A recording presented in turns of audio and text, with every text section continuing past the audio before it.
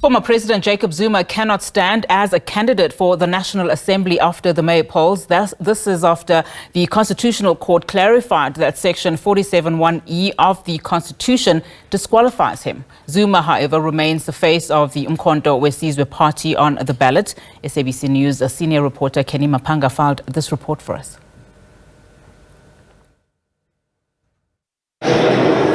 There will be no unfinished business to complete for former President Jacob Zuma, as he is not eligible to occupy any seat in the National Assembly following the May 29 polls for at least 5 years after the completion of the 15-month sentence given to him in 2021. This court concludes that Mr. Zuma was convicted of an offence and sentenced to more than 12 months imprisonment for the purposes of Section 47(1)(e) of the Constitution, and is accordingly not eligible to be a member of and not qualified to stand for election to the National Assembly until 5 years have elapsed since the completion of his sentence. The court justices. The Constitutional Court overturned the Electoral Court order which paved the way for Zuma to remain on the MK party candidate list, finding that the Specialist Court's reasoning was not sustainable. The Apex Court found that the Electoral Court erred in its interpretation of Section 47, subsection 1e, and clarified that the meaning of a criminal sentence does not depend on whether it can be appealed or not. A remission of sentence does not reduce the sentence, and it is irrelevant for the purposes of the said section. The Court further found that the IEC Commissioner Janet Love's statement was ambiguous, and that the IEC acted within its powers in the Electoral Act when it determined the eligibility of Zuma. The form for a candidate list is prescribed in Appendix 1 to the regulations concerning the submission of lists of candidates 2004. It requires that a party's list must include an undertaking from a party representative that, and I quote, each candidate on the list is qualified to stand for election in terms of Section 47 of the Constitution, close quotes. The court finds that in terms of these provisions of the Electoral Act, the Commission is empowered to determine before the election qualification for membership of the National Assembly. The Apex Court further highlighted the purpose of Section 47, subsection 1e. In respect of the merits, this court finds that the purpose of the disqualification in Section 47(1)(e) is aimed at maintaining the integrity of South Africa's democratic regime, which is founded on the rule of law, by ensuring that members of the National Assembly possess the requisite respect for the rule of law. Zuma, however, will still appear on the ballot as the face of the MK party, as he is the registered leader, according to the IEC, which has welcomed finality on the matter. Canny Maphanga, SABC News, Johannesburg. All right, let's now bring in political analyst Asanda Ngoasheng to weigh in the latest developments regarding the MK party's leader, Jacob Zuma. Thank you so much for your time, Asanda. I mean, how do you view this unanimous judgment then by the court and the precedents it sets, especially as it speaks about the mandate of the IEC through especially Section 47(1)(e) of the Constitution? Well, I'm not surprised that, this ruling has gone this way. When the initial ruling came out from the IEC court, I did actually state that the Concord is not likely to uphold or is not likely to say, or to see the arguments that were put forward by Mr. Jacob Zuma's representatives, because ultimately you want people who are going to be part of political systems or are going to be leading political systems to be people who are beyond reproach. And that is the only way that you can ensure that those who are given power, who are entrusted with power, are not people who have shown a propensity of abusing power or breaking laws in any way. It's not possible to have somebody who has, through various ways, shown that they have disregard for the law, be a representative and a lawmaker. It doesn't make sense. There isn't a country in the world that legally or technically should have that. And so I'm not surprised at all. I've been saying this all along, as have various other legal experts, all throughout the course of this debacle, I suppose. And I mean, the MK party has, through its spokesperson on this particular show, attacked the judiciary following this particular decision. And just going into the elections, 9 days to go, even though, of course, Jacob Zuma's face will still be on the ballot, I would presume that he will still be the leader of the MK party. How important is it then for the MK party going into this election to, accept what has been then, ruled in as far as the Apex Court is concerned, especially, as it speaks to its members?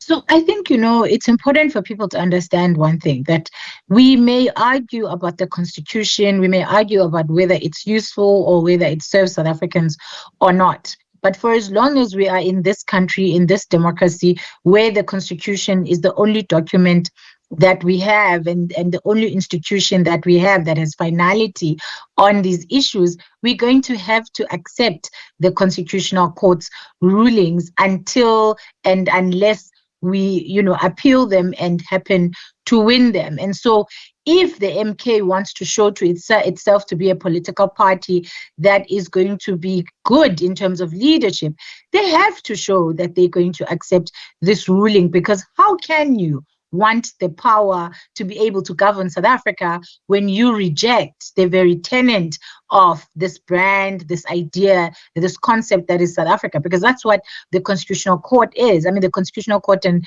the Constitution itself as a book is. It is effectively an instrument that says, in these here lands, these are the rules and the laws that are going to govern us.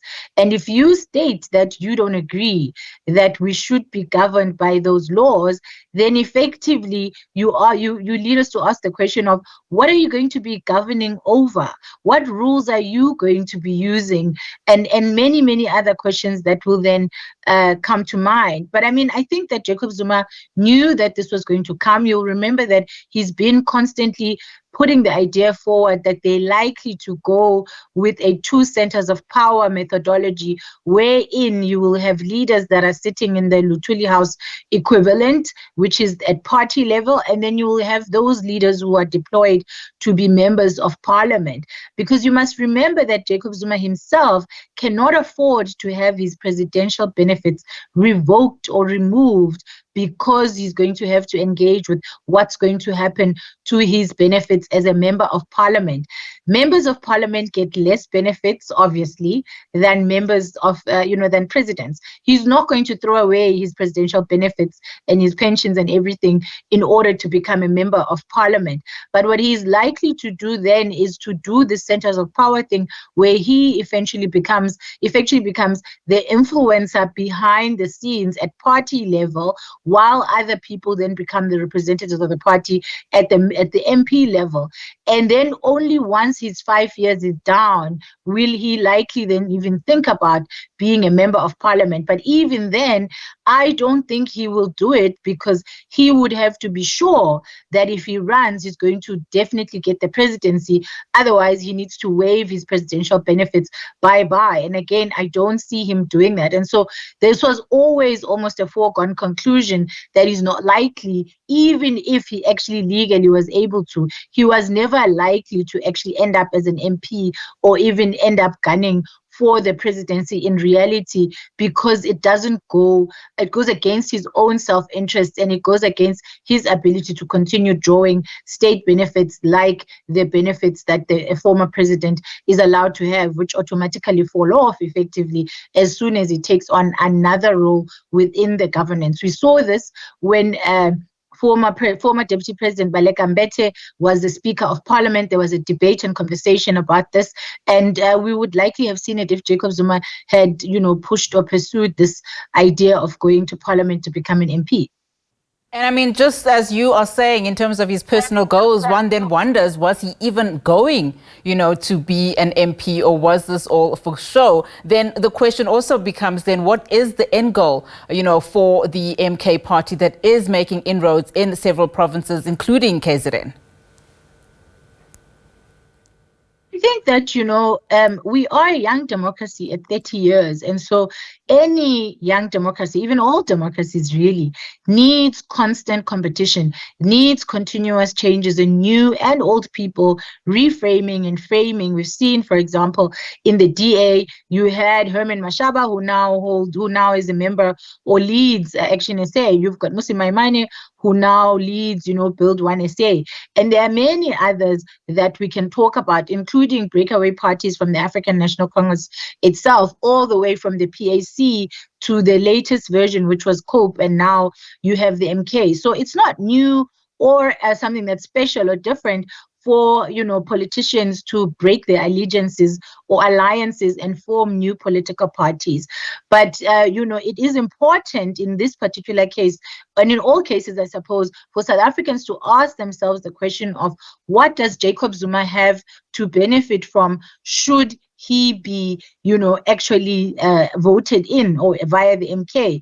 And what is it that Jacob Zuma claims he can now do that he couldn't do in his 9 years as the president? Because this is somebody that was president for 9 years and basically oversaw the worst of the African National Congress's leadership. And he's now coming to tell us, oh no, the ANC was wrong, I can do better. Do better how, when you had 9 years to do better, and in fact had the previous years before that? Because Zuma has never been an ordinary South African. He has always been a member of cabinet in South African Parliament, in the South African executive since 1994.